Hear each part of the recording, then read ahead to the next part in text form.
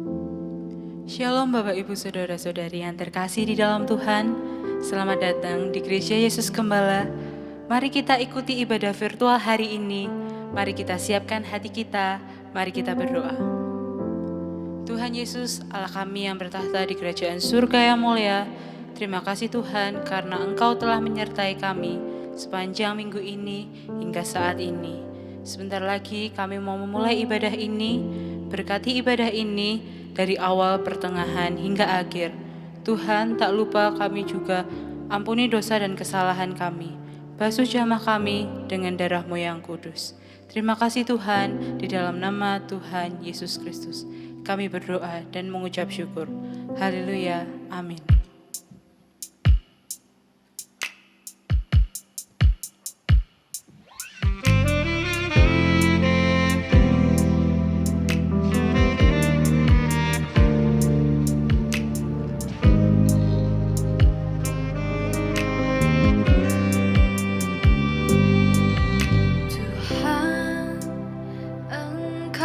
Setia dulu, sekarang, dan selamanya.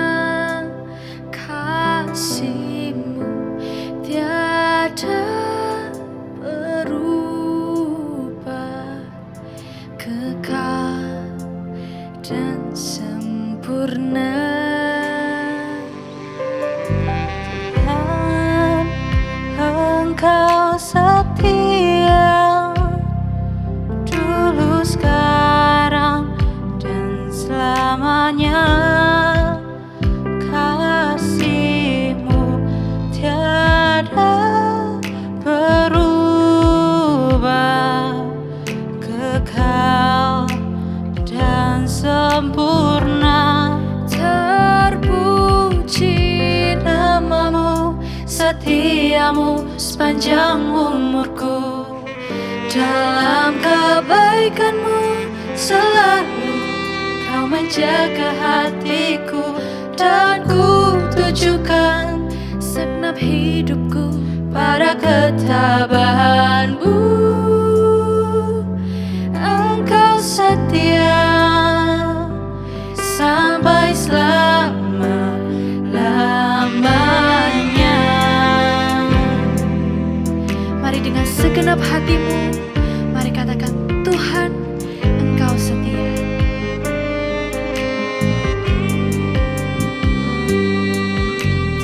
Tuhan, Engkau setia dulu, sekarang, dan selamanya.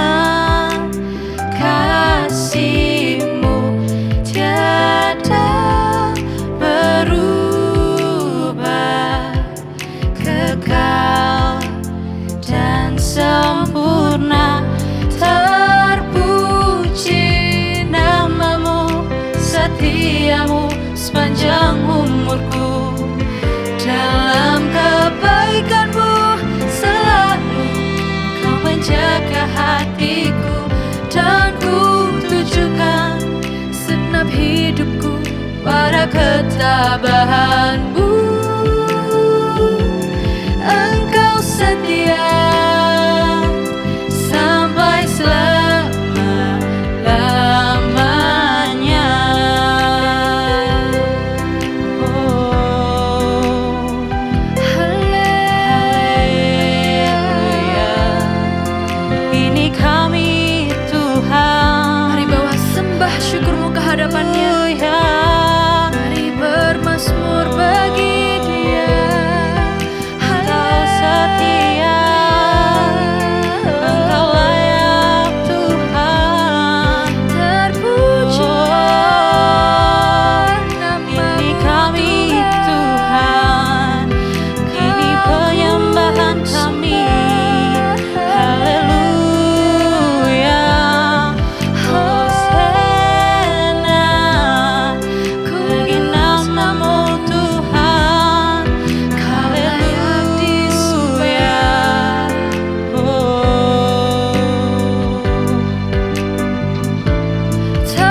terpuji nama-Mu, setiamu sepanjang umurku.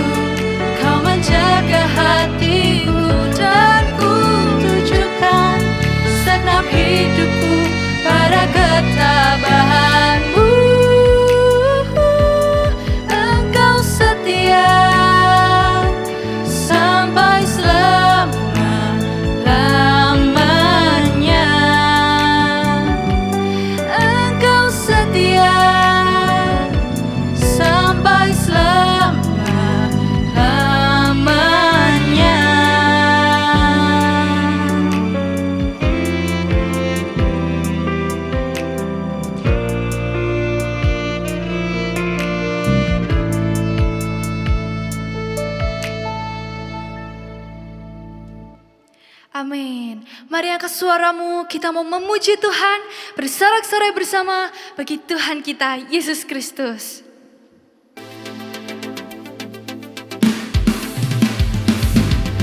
Haleluya, haleluya, haleluya, haleluya.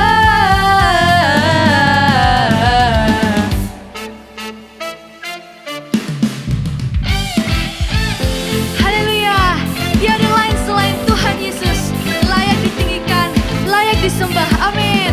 Amin.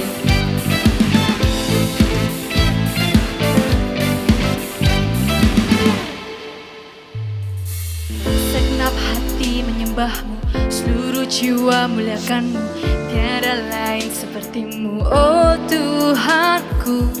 Sungguh hajat perbuatanmu yang kau lukis di langkahku, tiada lain sepertimu, oh Tuhanku.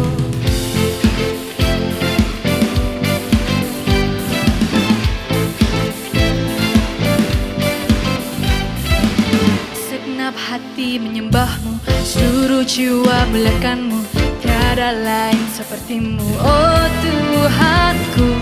Sungguh hajat perbuatanmu yang kau lukis di langkahku, tiada lain sepertimu, oh Tuhan. Haleluya, haleluya, haleluya,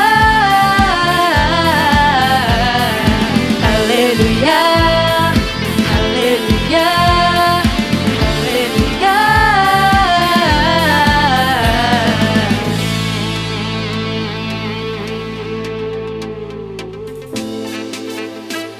Mari bertepuk tangan bersama.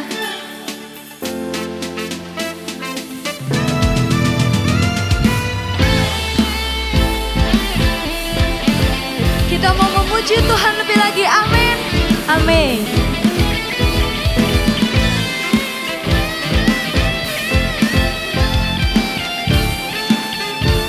Mari sama-sama katakan, Kau Tuhan layak untuk disembah, dulu sekarang sampai selamanya. Kau Tuhan layak untuk disembah, dulu sekarang sampai selamanya. Haleluya, haleluya, haleluya, haleluya, haleluya, haleluya, haleluya, haleluya,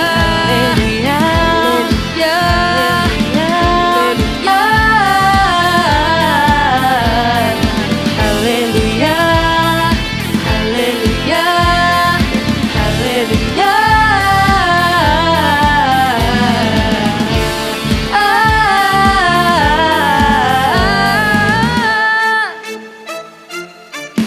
Sama-sama katakan, Haleluya.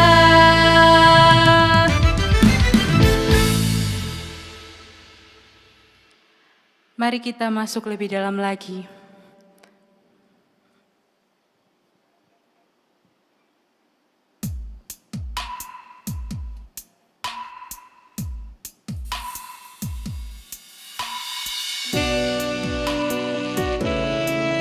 Ini pujian penyembahan kami ya Yesus.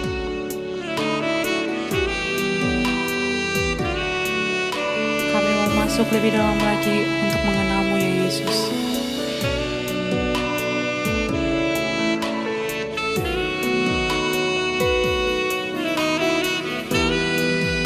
Mari kita angkat lagu ini bersama-sama.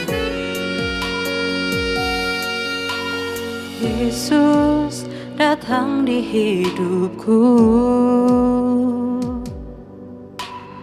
lawatku dengan hadir-Mu, jamah roh dan hatiku, sembuhlah diriku. Yesus datang di hidupku,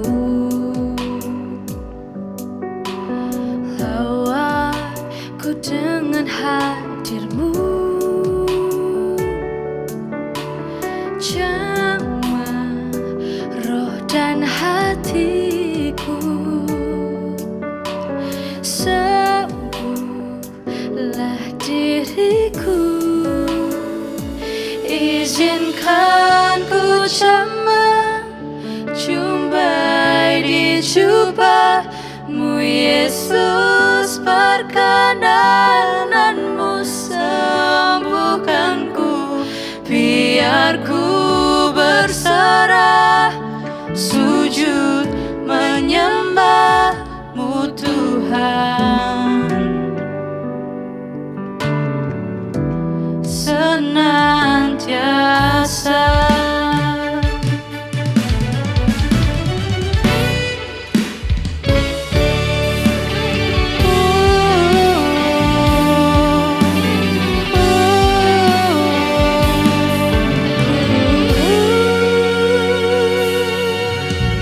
Yesus datang di hidupku,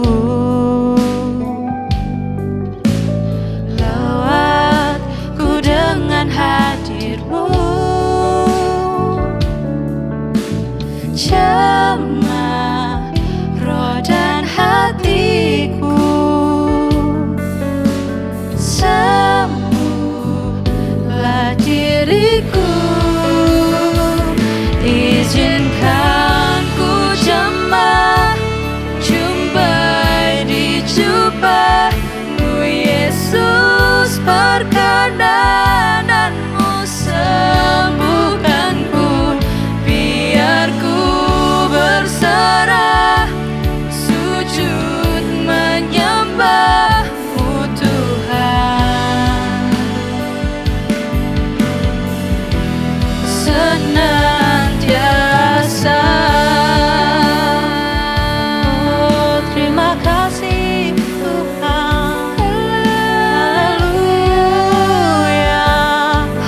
Kami mau menyembah-Mu Tuhan. Hati kami. Haleluya.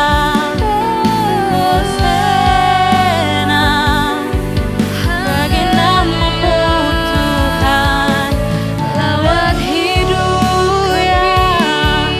Izinkan kami Tuhan, Kau layak disembah, Kau layak Tuhan, Kau setia. Haleluya.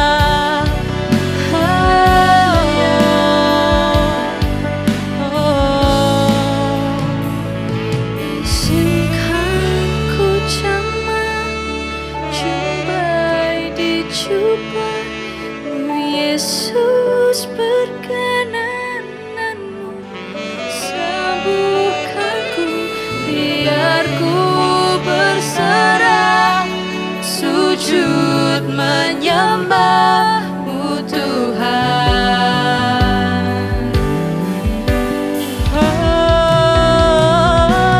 Izinkan ku jamah jumpai di jubah-Mu Yesus, perkenanan-Mu sembuhkanku, biar ku berserah, sujud menyembah-Mu Tuhan. Senantiasa.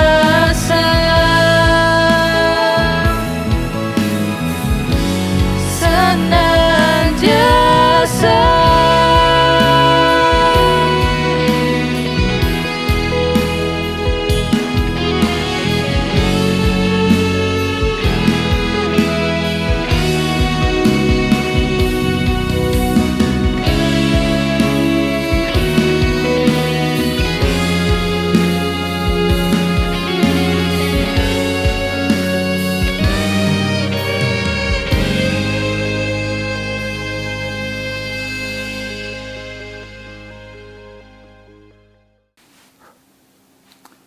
Shalom Bapak Ibu Saudara sekalian, selamat datang di ibadah virtual Gereja Yesus Gembala.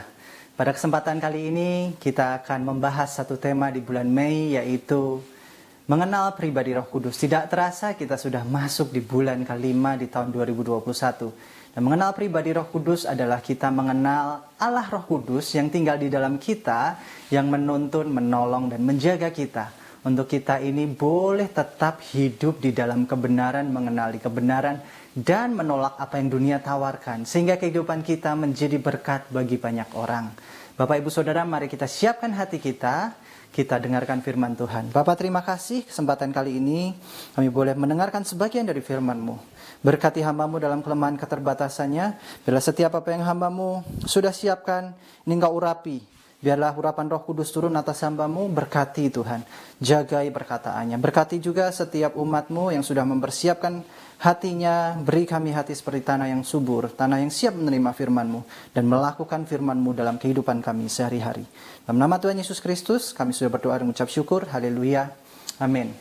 Bapak Ibu Saudara, saya ingin membahas mengenai kelahiran rohani. Dalam kehidupan kita, apakah kita sudah lahir secara rohani atau kita malah tidak lahir secara rohani meskipun kita menjadi Kristen? Ada seorang yang berasal dari kaum Farisi dan seorang penganut agama Yahudi dan pengajar. Dia adalah Nikodemus. Pada waktu malam dia menemui Yesus dan dia berkata, "Guru, apa yang harus aku lakukan supaya aku dapat melihat kerajaan Allah?" Dan kemudian percakapan itu menjadi percakapan yang menarik dalam Yohanes pasal yang ketiga. Saya akan bacakan mulai Yohanes pasal 3 ayat 3 sampai yang ke-6, bunyinya demikian. Yesus menjawab, katanya, "Aku berkata kepadamu, sesungguhnya jika seorang tidak dilahirkan kembali, ia tidak dapat melihat kerajaan Allah." Kata Nikodemus kepada Yesus, "Bagaimana mungkin seorang dilahirkan kalau ia sudah tua? Dapatkah ia masuk dalam rahim ibunya dan dilahirkan kembali?" Jawab Yesus, "Aku berkata kepadamu, sesungguhnya jika seorang tidak dilahirkan dari air dan roh, ia tidak dapat masuk ke dalam kerajaan Allah. Apa yang dilahirkan dari daging adalah daging, dan apa yang dilahirkan dari roh adalah roh." Bapak Ibu Saudara, ini menarik sekali saat seorang yang mempunyai kedudukan tinggi, seorang kaum Farisi dan ahli dalam pengajar agama Yahudi menemui Yesus. Ini sebuah peristiwa yang menarik dan ini adalah yang ingin saya ceritakan. Bagaimanakah seorang itu harus lahir secara rohani? Bapak Ibu Saudara, kita pasti mengalami yang namanya kelahiran secara jasmani. Hal yang pertama adalah kelahiran secara jasmani, itu adalah hal yang pasti yang kita alami. Saya sering bercanda sama anak saya, nggak mungkin orang itu tidak dilahirkan oleh orang tuanya. Kecuali Sun Gokong, dia adalah kisah di mana saya waktu kecil tertarik melihat filmnya. Di mana dia lahir dari batu yang disambar petir dan kemudian menjadi tokoh yang ini menjadi dewa.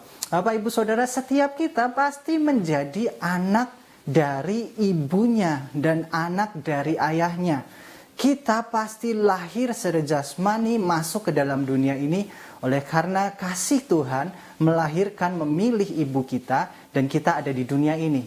Dan inilah yang kita peringati, kita mungkin memestakan, kita membuat peringatan seremoni setiap setahun sekali. Untuk yang lahir 29 Februari berarti 4 tahun sekali.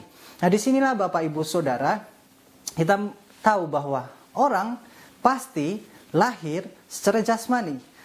Namun apakah kita ini lahir secara rohani? Karena pada waktu itu Nikodemus mempertanyakan, "Guru, bagaimanakah aku melihat kerajaan Allah?"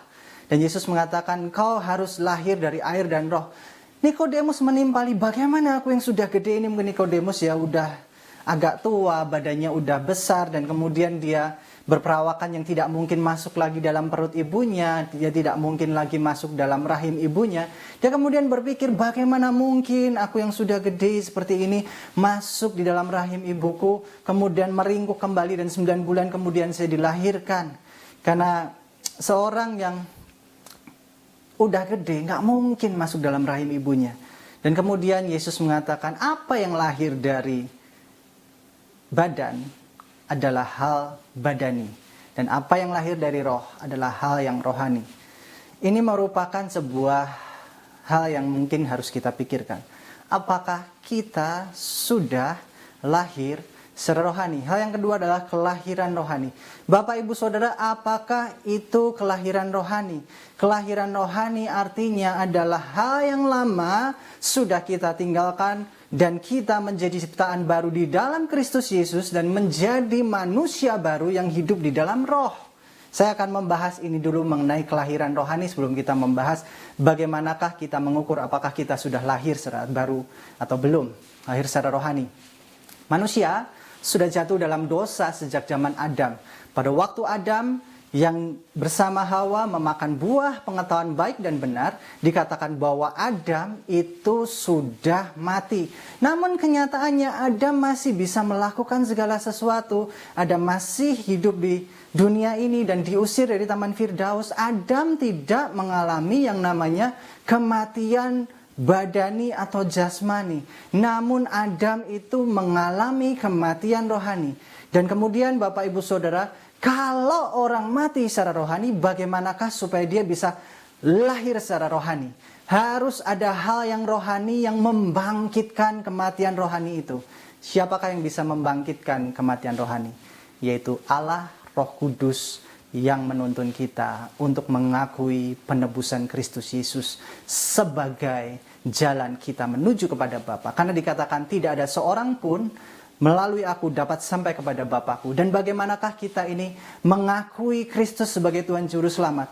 Korintus menyatakan bahwa orang yang dari mulutnya mengakui Yesus sebagai Tuhan dan dari hatinya mengakui Yesus sebagai Tuhan, di dalamnya ada Roh Kudus. Maka saya bisa simpulkan dari beberapa buku literatur yang saya baca adalah demikian.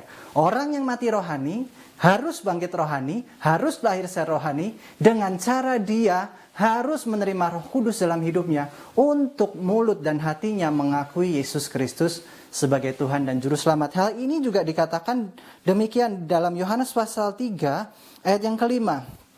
Jawab Yesus, aku berkata kepadamu, sesungguhnya jika seorang tidak dilahirkan dari air dan roh, ia tidak dapat masuk ke dalam kerajaan Allah. Nah, Bapak Ibu Saudara, di sini ada hal yang menarik. Dikatakan pada ayat ini Yesus membawa bahwa orang yang nggak lahir secara rohani itu adalah orang yang tidak bisa melihat kerajaan Allah. Dan bagaimanakah supaya bisa lahir secara rohani adalah dia harus lahir dari air dan roh. Apa yang dimaksudkan lahir dari air dan roh? Lahir dari air dan roh adalah menerima baptisan dalam Putra, Allah Bapa, Allah Putra, dan Allah Roh Kudus. Dan lahir dari roh adalah dalam kehidupannya dia ada Roh Kudus yang menuntunnya. Kisah ini boleh saya bawakan dari seorang yang ada dalam Kisah Para Rasul pasal 8 ayat 38. Dikatakan demikian.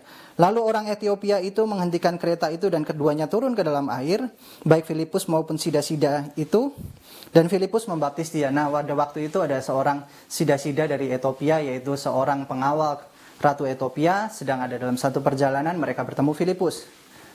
Para pengawal ratu ini sedang membaca mengenai kitab Yesaya. Tentu saja orang membaca Alkitab, membaca Perjanjian Lama, dia akan terisi oleh yang namanya logos atau pengetahuan dari kitab itu. Nah, pada waktu dia membaca mengenai kitab Yesaya, yang dia baca adalah bagaimana Kristus akan mati. Seorang penebus akan mati menyerahkan dirinya sebagai penebusan dosa. Dia yang tidak bersalah akan menebus dosa orang yang bersalah, sehingga semua orang bersalah itu menerima pengampunan dosa. Dan disitulah orang yang mati secara rohani tidak akan mengerti apa arti dari kitab Yesaya itu. Kemudian saat Filipus menjelaskan mengenai arti dari kitab Yesaya yang sudah digenapi, bahwa Yesus sudah mati di kayu salib sebagai penggenapan nubuatan Yesaya itu, kemudian si sida-sida ini, si pengawal dari Ratu Etiopia ini, dia menerima Roh Kudus dalam hidupnya. Ya, aku terima bahwa firman Tuhan ini sudah digenapi di dalam Yesus Kristus. Nah, itu disitulah yang namanya peran Roh Kudus yang pertama, yaitu membuat kita lahir secara rohani, bahwa kita mengerti firman Tuhan bukan sebagai logos tetapi rema dalam hati kita, sehingga kita yang mati secara rohani dibangkitkan lahir baru secara rohani di dalam Roh Kudus untuk menempuh hidup yang baru bersama Roh Kudus yang dituntun dalam kebenaran. Kita masuk dalam hal yang ini dulu, lahir secara rohani. Dikatakan bahwa lahir secara rohani harus di dalam air dan roh. Secara rohani kita bisa menerima firman Tuhan sebagai kebenaran, itu karena peran Roh Kudus di dalam kehidupan kita. Tanpa Roh Kudus kita tidak akan pernah mengerti bagaimana isi Alkitab itu benar, ya dan amin. Bapak Ibu Saudara, kalau kita punya Alkitab yang secara fisik, Alkitab fisik kita ini ada cara membacanya, yaitu apa? Kita duduk, diam, berdoa, kemudian kita minta Roh Kudus untuk menerangi pikiran kita, supaya kita mengerti apa yang diisikan, apa yang ditulis dalam Alkitab itu. Nah, inilah peran Roh Kudus adalah mengerti apa isi Alkitab. Sejalan dengan yang dikatakan Yohanes pasal 14 ayat yang ke-26 dikatakan demikian. Tetapi penghibur yaitu Roh Kudus yang akan diutus oleh Bapa dalam namaku. Dialah yang akan mengajar segala sesuatu kepadamu dan mengingatkan kamu akan segala sesuatu yang telah kukatakan kepadamu. Tidak mungkin orang ini bisa mengerti, mengenal firman Tuhan tanpa Roh Kudus itu ada dalam dirinya, sehingga logos yang mati itu menjadi rema yang hidup dalam kehidupan kita, sehingga kita ini dalam kehidupan kita boleh mengenal Kristus sebagai Tuhan Juru Selamat. Apa yang dikatakan Yesus mengenai orang yang mau lahir secara rohani harus lahir dari air dan roh. Air bercerita mengenai baptisan, karena baptisan ini dalam masa Yesus itu ada dua, yaitu baptisan Yohanes dan baptisan murid-murid dari Tuhan Yesus. Yaitu baptisan Yohanes bercerita mengenai pengampunan dosa karena mengenali pribadi Allah Bapa saja dan melakukan hukum Taurat. Kemudian lahir dari air dalam zamannya Yesus adalah kelahiran baptisan yang mengakui Allah Bapa, Allah Putra, dan Allah Roh Kudus yang masuk dalam kehidupan kita, sehingga kita ini bangkit secara rohani dan lahir secara rohani. Bapak Ibu Saudara, ini bercerita mengenai arti pentingnya sebuah baptisan air. Kita tidak boleh mendiskreditkan atau mengecilkan pentingnya sebuah baptisan air. Bagi beberapa orang, baptisan air, Pak, baptisan air kan gak bikin selamat. Betul, baptisan air tidak bikin selamat. Tetapi baptisan air merupakan sebuah tanda pertobatan kita. Sama seperti waktu orang Israel keluar dari Mesir, mereka melalui laut Teberau yang terbelah, dan dikatakan dalam kitab yang ditulis oleh Paulus, mereka ini dibaptis menjadi orang yang baru yang keluar dari perbudakan menuju tanah perjanjian, tanah di mana mereka ini mengenal kebebasan di dalam Tuhan. Disinilah Bapak Ibu Saudara kita mengenal yang namanya baptisan air itu sebagai tanda kita masuk dalam kehidupan baru. Kalau kita melihat bagaimana baptisan orang Kristen rata-rata adalah diselamkan, artinya tenggelam di dalam kehidupan yang lama dan dibangkitkan dalam kehidupan yang baru. Sehingga setiap kita ini beroleh hidup yang baru, kelahiran rohani. Di sini Bapak Ibu Saudara kita mulai mengerti arti peran Roh Kudus, arti baptisan. Ada orang bilang, Pak, dibaptis nanti aja deh kalau udah mau mati. Saya punya kakek yang mungkin saya sudah lama bercerita mengenai Yesus, tapi karena sebuah penyakit kanker dan kemudian pada umur yang hampir mendekati dia melepas nafas yang terakhir, dia baru mau dibaptis. Bapak Ibu Saudara, apakah kita harus menunggu saat-saat terakhir? Kalau kita bisa memberikan waktu kita sebagai tanda kita ini beriman sama Tuhan, mengakui Tuhan Yesus sebagai Juru Selamat, mengapa kita harus malu? Karena dikatakan barang siapa mengakui aku di hadapan manusia, aku akan mengakui dia di hadapan Bapa. Bapak Ibu Saudara, kemudian jangan bilang demikian, Pak, orang yang di samping Yesus pada waktu di kayu salib pun juga selamat. Beda sekali masanya. Orang yang disalib itu udah gak bisa kemana-mana, udah gak bisa jalan, udah gak bisa, dia juga menunggu mati. Disinilah baptisan itu kalau kita melihat ada waktu. Mari kita belajar firman Tuhan, kemudian kita menerima baptisan. Baptisan bukanlah sebuah hal yang mengerikan. Baptisan bercerita kita ini menyerahkan hidup kita mati dalam dosa, dibangkitkan dalam roh, menuju kehidupan yang kekal di dalam Yesus Kristus. Bagaimanakah kita mengerti Bapak Ibu Saudara, hidup itu sudah ada kelahiran baru dalam kehidupan kita.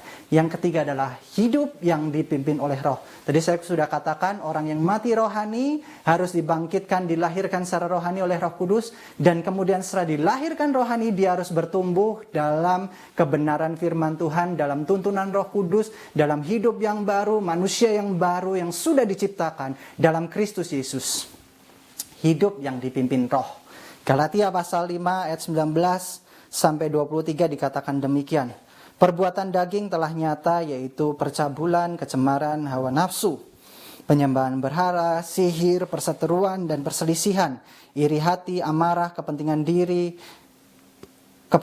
sendiri, pencideraan, roh pemecah, kedengkian, kemabukan, pesta pora, dan sebagainya. Terhadap semuanya itu kuperingatkan kamu seperti yang telah kubuat dahulu, bahwa barang siapa melakukan hal-hal yang demikian, ia tidak akan mendapat bagian dalam kerajaan Allah. Bapak Ibu Saudara, Yesus sudah katakan, Orang yang lahir dalam daging, dia akan menjalani hidup daging. Sama seperti Paulus juga mengatakan, orang yang ada dalam kedagingan, dia akan mempunyai ciri-ciri seperti ini. Suka mabuk, suka pesta, suka berbuat zina, suka memecah belah, ada iri hati, tidak ada damai sejahtera, dan sebagainya.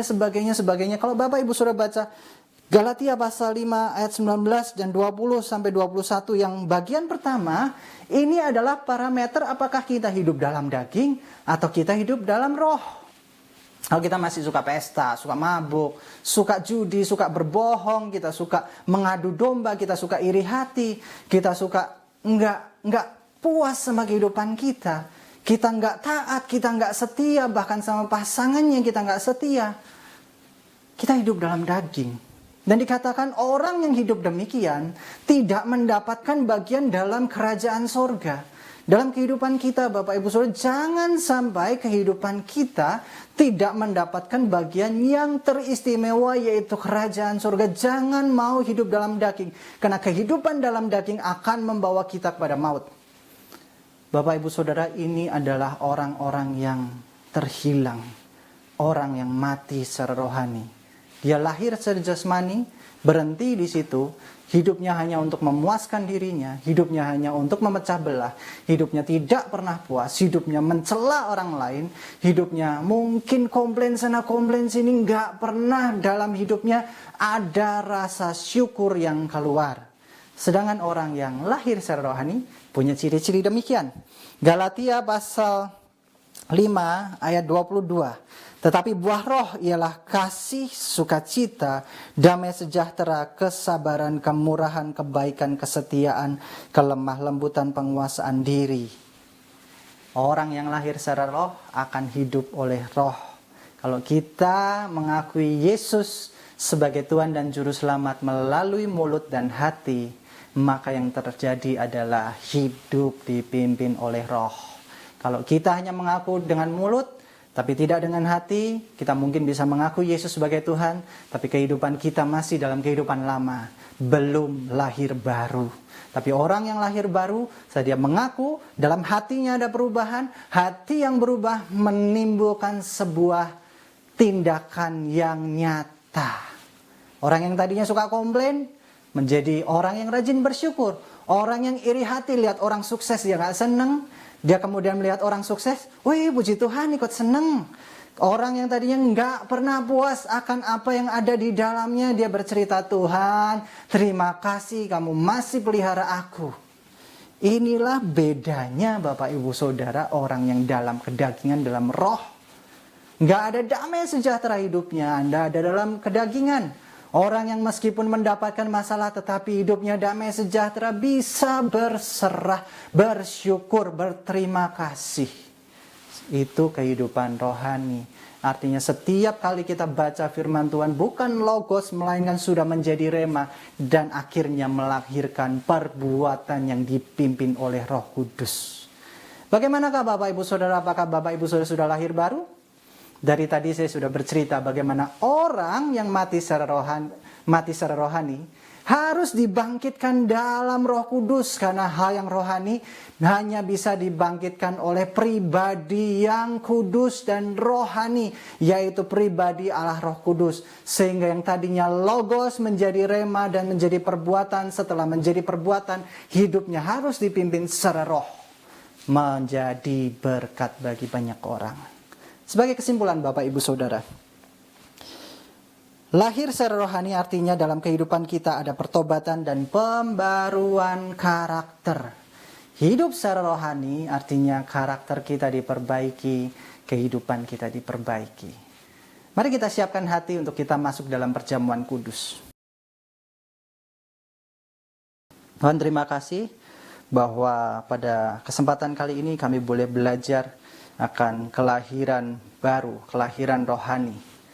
Kami yang ada di dalam dosa, kami yang sedang berusaha memperbaiki kehidupan kami, supaya kami ini ada dalam kehidupan rohani Tuhan. Kami akan meminta pengampunan, kasih karunia, kasih setiamu tercurah dalam kehidupan kami terlebih dahulu.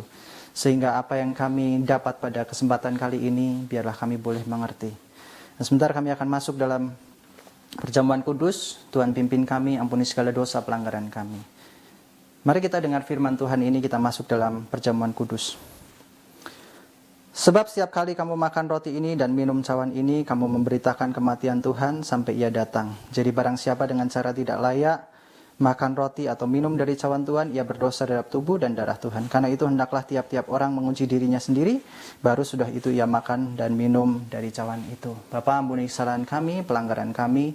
Kami tahu kami tidak sempurna, tapi biarlah Roh Kudus-Mu yang membantu kami untuk kami selalu disempurnakan, dipimpin, dimampukan untuk melakukan yang baik di hadapan-Mu. Sebentar kami akan ambil bagian, biarlah setiap apa yang kami lakukan, kami kerjakan, itu boleh setia di dalam-Mu. Mari kita angkat roti tangan kanan kita, dengarkan firman Tuhan. Sebab apa yang telah kuteruskan kepadamu telah aku terima dari Tuhan, yaitu bahwa Tuhan Yesus pada malam waktu ia diserahkan mengambil roti, dan sudah itu mengucap syukur atasnya, ia memecah-mecahkan dan berkata, inilah tubuhku yang diserahkan bagi kamu, perbuatlah ini menjadi peringatan akan aku. Tuhan, terima kasih pada kesempatan kali ini kami boleh ambil bagian. Kami tahu bahwa tubuh-Mu terpecah-pecah supaya kami mendapatkan kehidupan jasmani yang baik.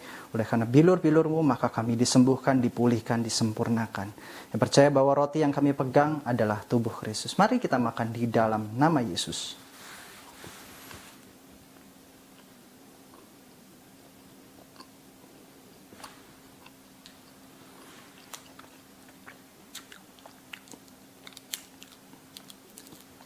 Kita angkat cawan tangan kanan kita, dengarkan firman Tuhan. Demikian juga ia mengambil cawan sudah makan lalu berkata, cawan ini adalah perjanjian baru yang dimeteraikan oleh darahku. Perbuatlah ini setiap kali kamu meminumnya menjadi peringatan akan aku. Tuhan, kami mengucap syukur untuk kasih setia-Mu dalam kehidupan kami. Kami percaya bahwa setiap apa yang Kau lakukan itu adalah untuk kami. Terima kasih Tuhan, kami percaya bahwa cawan ini berisikan darah Kristus. Kami percaya bahwa darah Kristus yang memeteraikan kami, yang menyucikan, menguduskan kami. Dalam nama Tuhan Yesus Kristus, kami percaya bahwa cawan ini berisikan darah Kristus. Mari kita minum dalam nama Yesus. Haleluya Tuhan, haleluya. Terima kasih Tuhan bahwa pada kesempatan kali ini kami boleh menerima tubuh dan darah-Mu. Biarlah kami yang sakit disembuhkan, kami yang dalam permasalahan Tuhan kuatkan. Percaya Engkau yang menuntun, memimpin kami, untuk kami boleh menjadi serupa akan Kristus. Sebentar kami akan berpisah, biarlah kami boleh menerima doa berkat-Mu. Mari kita angkat tangan di hadapan Tuhan. Murid Yesus Gembala, terimalah berkat jasmani, jiwani, dan rohani dalam keluargamu, pekerjaanmu, studimu, pelayananmu, dan komunitasmu. Diberkatilah engkau dengan kehidupan kekal. Diberkatilah engkau dengan hikmat ilahi. Diberkatilah engkau dengan kekuatan dan pengharapan kekal. Diberkatilah engkau dengan kekayaan dan kemuliaan Allah. Diberkatilah engkau selalu dalam damai sejahtera dan sukacita. Diberkatilah engkau dalam terang kasih dan iman sejati.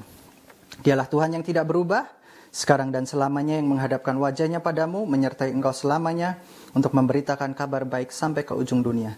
Saudara-saudara yang Tuhan Yesus kasihi, terimalah berkat anugerah, pemeliharaan kekal dari Allah Bapa, berkat rahmat pemulihan dari Tuhan Yesus Kristus, berkat pertolongan dan menghiburan dari Allah Roh Kudus, dalam kehidupanmu, dari sekarang sampai Maranatha. Tuhan Yesus datang 2 kali di dalam kemuliaan. Semua yang percaya katakan, haleluya, amin. Bapak, Ibu, Saudara, ibadah sudah selesai. Tetap kita menjaga kehidupan kita dipimpin oleh Roh Kudus. Dan biarlah buah roh itu muncul dari kehidupan kita. Dan Yesus memberkati, sampai ketemu di ibadah virtual selanjutnya.